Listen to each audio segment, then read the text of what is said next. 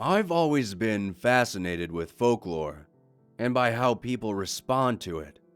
Tell someone you saw Bigfoot or that your apartment is haunted, and they'll laugh at you or try to discredit you. Share a piece of folklore with someone, and they'll sit there and listen with riveted interest. I used to wonder why folklore gets a free pass, but I think I get it now. Folklore is history. It's part of our cultural fabric. It's far enough removed from us that while you can't say any of it is true, it's still a story worth sharing, because it's part of where we came from. The age of a story gives it weight. Kind of how an 18th century haunted house has more credence than a haunted RV. Take the folklore out of its historical context and apply it to modern day, however, and you start getting those weird looks and snickers from people again. I found this out when I was a kid, and even though my parents were the ones who warned me about him, they would never believe my run-in with the infamous Bonhomme Sceptre. For those of you who don't know, the Bonhomme Sceptre is a character from Quebec folklore. Translated, his name means the 7 o'clock man. Most regions have their own take on him, but the way he was described to me as a kid was a tall, lanky old man with a long, crooked nose who'd roam the streets at night, carrying a large burlap sack. He'd snatch up any child that stayed out past their 7 o'clock curfew, stuff them into his bag, and quietly leave town. The children would never be seen or heard from again. He was similar to the Sandman in that the end goal was for children to be in bed by a certain time, but more frightening to me because there was nothing magical about him. He was just a guy with a bag and a knack for finding kids at night. He could have been real, I thought. And for the longest time, the idea of him terrified me. But then I got a little older and my fear faded. It was nearing the end of December when it happened. With the sun setting as early as 4 p.m., it was hard to gauge time. My friends and I had gone straight to the frozen pond turned outdoor skating rink to play hockey after school. We started off 5 against 5 with a few extra kids swapping in and out as parents came to poach others away. Eventually, it was down to just 4 of us, and by then we were all getting cold and hungry. Renee and Jean-Pascal took off together down Main Street, leaving Matthew and I alone on the ice. I hadn't quite learned to read the exact time on my analog watch, but I could tell it was getting close to 7.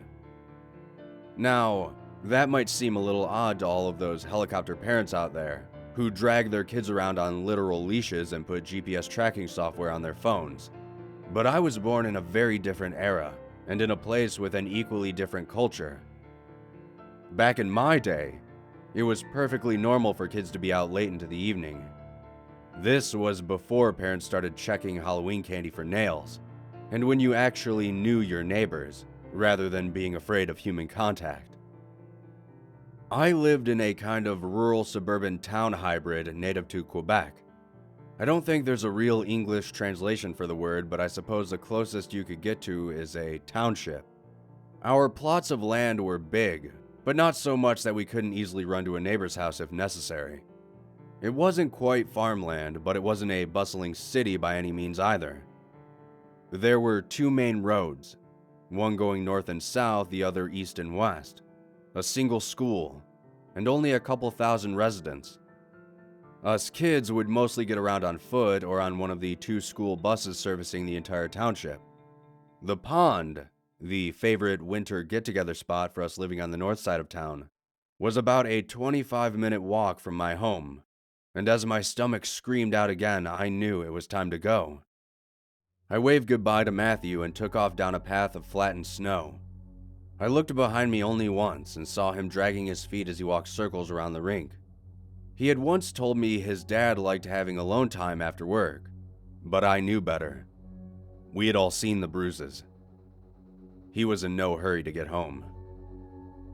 It was quiet that night, but I wasn't afraid. The moon was high in the sky, and its already refracted light refracted a second time off the blanket of snow covering the landscape. Even as I entered a strip of woods quartering off the town proper from our homes, I could still see clearly.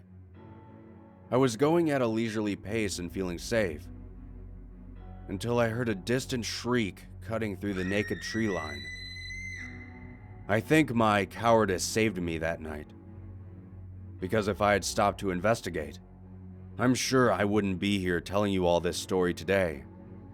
Thankfully, as luck would have it, my immediate reaction was to run, and oh boy did I run. It doesn't matter how long ago this happened.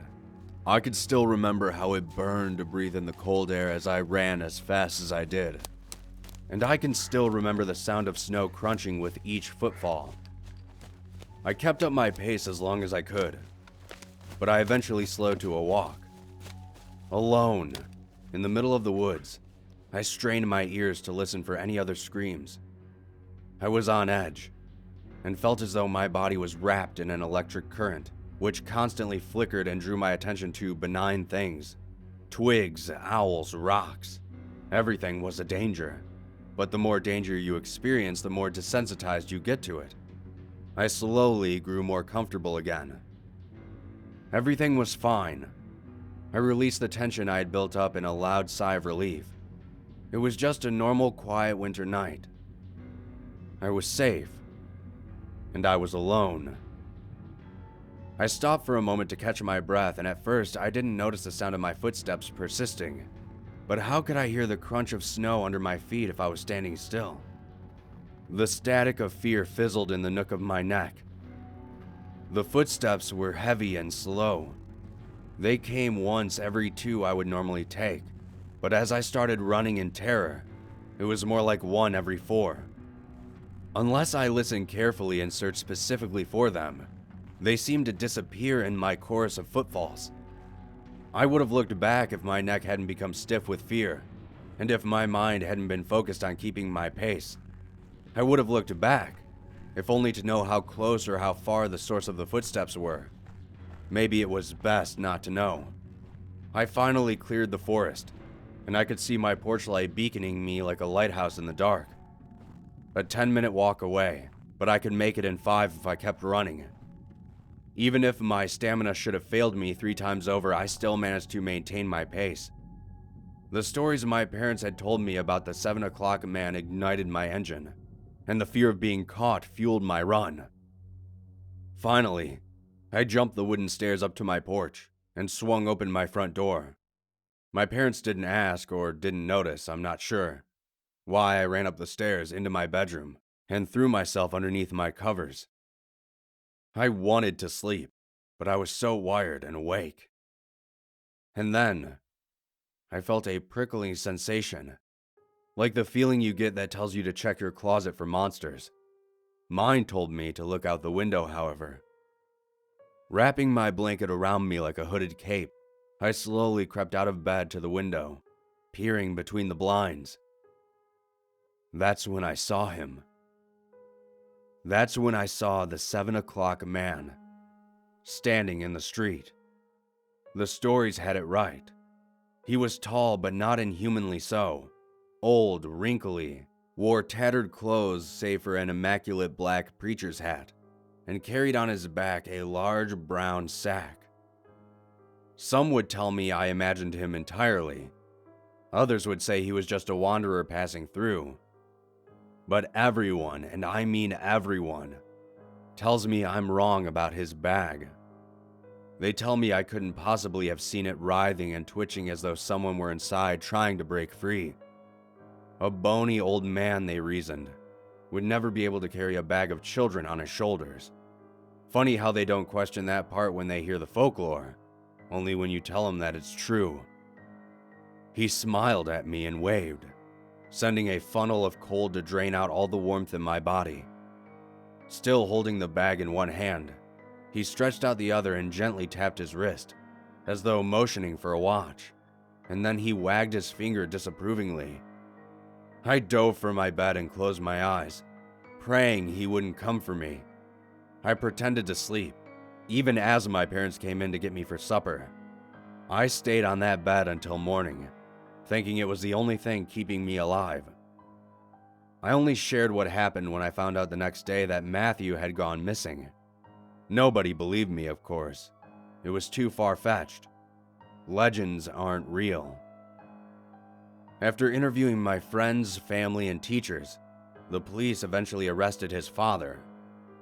I'm not sure what ultimately happened to him, since Matthew's body was never found, not even to this day, as though a northerly wind had swept him away. I'm the only one who believes the truth. The only person who knows the legend of the Bonham Septeur, the 7 o'clock man, is real.